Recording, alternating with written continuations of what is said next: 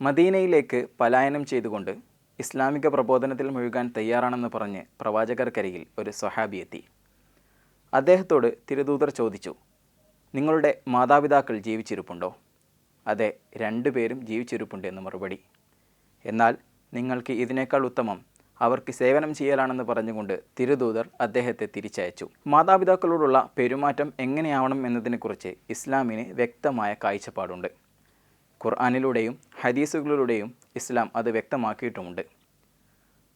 ഒരു സ്വഹാബി പ്രവാചകർക്കരികിലെത്തി ചോദിച്ചു, നബി തങ്ങളെ, ഈ ഭൂമിയിൽ ഞാൻ ഏറ്റവും കടപ്പെട്ടിരിക്കുന്നത് ആരോടാണ്? 3 തവണ നിൻ്റെ മാതാവിനോടാണെന്നും ശേഷം നിൻ്റെ പിതാവിനോടാണെന്നും മറുപടി. അഥവാ മാതാപിതാക്കളോടുള്ള കടപ്പാടിനെ വ്യക്തമാക്കുകയായിരുന്നു പ്രവാചകർ. പ്രവാചക സാമീപ്യം ലഭിക്കാതെ ഉന്നതി കരസ്ഥമാക്കിയ ഒരു വ്യക്തിയെക്കുറിച്ച് തൻ്റെ അനുചരർക്ക് തിരുദൂതർ പരിചയപ്പെടുത്തി കൊടുത്തു. ഉവൈസുൽ ഖർനി റളിയല്ലാഹു അൻഹു എന്നായിരുന്നു അദ്ദേഹത്തിൻ്റെ പേര്. എന്താണ് അദ്ദേഹത്തിന് ഇത്രമേൽ പ്രാധാന്യം ലഭിക്കാൻ കാരണമെന്ന് അനുചർ അന്വേഷിച്ചപ്പോൾ അവർക്ക് മനസ്സിലായത് അദ്ദേഹം തൻ്റെ മാതാവിന് ചെയ്ത സേവനങ്ങളും മാതാവിനോട് ചെയ്ത കാര്യങ്ങളുമായിരുന്നു എന്നാണ്. അഥവാ ഇസ്ലാമിൽ പ്രവാചക സാമീപ്യം ലഭിക്കാതിരുന്നിട്ടും അദ്ദേഹത്തിന് ഇത്രയേറെ പദവി ലഭിക്കാനുള്ള കാരണം അദ്ദേഹത്തിൻ്റെ മാതാവിനോടുള്ള പെരുമാറ്റമായിരുന്നു. അള്ളാഹുവിനോടുള്ള ആരാധനകൾക്കൊപ്പമാണ് മാതാപിതാക്കളോടുള്ള കടപ്പാടിനെയും പ്രവാചകർ പരിചയപ്പെടുത്തി നൽകിയത്.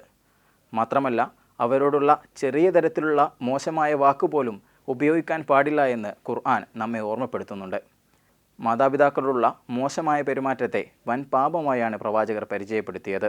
പ്രവാചകർ പറയുന്നു, അള്ളാഹുവിൻ്റെ തൃപ്തി മാതാപിതാക്കളുടെ തൃപ്തിയിലാണ്, അതുപോലെ അവൻ്റെ കോപം മാതാപിതാക്കളുടെ കോപത്തിലുമാണ്. അഥവാ അള്ളാഹുവിൻ്റെ തൃപ്തി ലഭിക്കണമെങ്കിലും അവൻ്റെ കോപത്തിൽ നിന്ന് രക്ഷ നേടണമെങ്കിലും മാതാപിതാക്കളോടുള്ള പെരുമാറ്റം നല്ലതാക്കണമെന്ന് ചുരുക്കം. മാതാവ് അവിശ്വാസിയാണെങ്കിലും അവരോട് നല്ല രീതിയിൽ പെരുമാറണമെന്നാണ് ഇസ്ലാമിൻ്റെ കാഴ്ചപ്പാട്. അസ്മാ റളിയല്ലാഹു അൻഹ പ്രവാചകർക്കരികിലെത്തി ചോദിച്ചു, തിരുദൂതരെ, എൻ്റെ മാതാവ് അവിശ്വാസിയാണ്, ഞാൻ എങ്ങനെയാണ് അവരോട് പെരുമാറേണ്ടത്? തിരുദൂതർ മറുപടി പറഞ്ഞു, നീ നല്ല രൂപത്തിൽ അവരോട് വർത്തിക്കുക. ഇത്രമേൽ മാതാവ് അവിശ്വാസിയാണെങ്കിൽ പോലും അവരോട് നല്ല രീതിയിൽ പ്രവർത്തിക്കാനും അവരോട് നല്ല രീതിയിൽ പെരുമാറാനുമാണ് ഇസ്ലാം കൽപ്പിക്കുന്നത്. മാതാപിതാക്കളോടുള്ള സഹവാസവും അതിനുമേൽ ലഭിക്കുന്ന പ്രതിഫലങ്ങളും ഇസ്ലാം കൃത്യമായി വിവരിച്ചിട്ടുണ്ട്. വാർദ്ധക്യത്തിലുള്ള മാതാപിതാക്കളെ ലഭിച്ചിട്ടും സ്വർഗത്തിൽ പ്രവേശിക്കാത്തവൻ നിർഭാഗ്യവാനത്രേ.